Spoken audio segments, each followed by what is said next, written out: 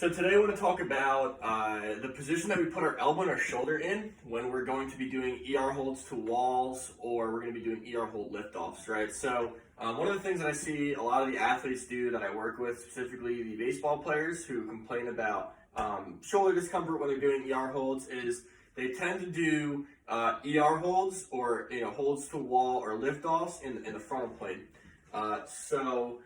Basically what that means is their elbow and their shoulder is in the same line, which is, depending on the person, it could be good and bad.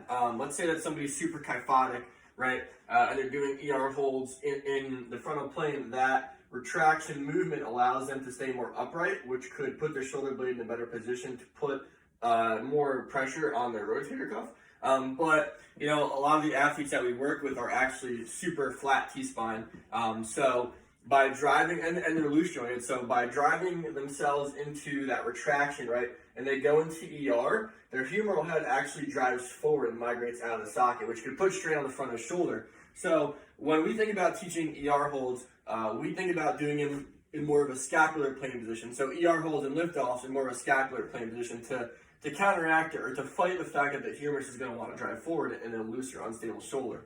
So this is going to be more frontal plane, and then this is going to be more of a scapular plane, right? So by putting my elbow about 30 to maybe 40, 50 degrees in front of my, in front of that position, and I go and do an ER hold or a lift off or even a hold to wall, I'm going to be able to put that shoulder in a better position. So I'll show you what that looks like against the wall.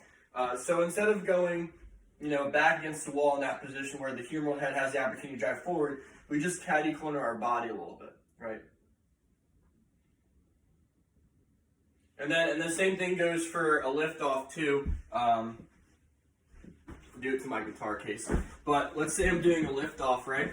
And I put my elbow and my shoulder in a straight line, and then I lift off, right? That humerus goes forward.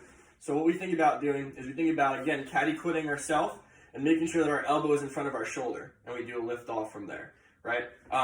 Or I'd say, hey, let's move back a little bit, right? And then put that elbow forward a little bit more. It'll drive more serratus activation as well. And then from there, just do a lift off.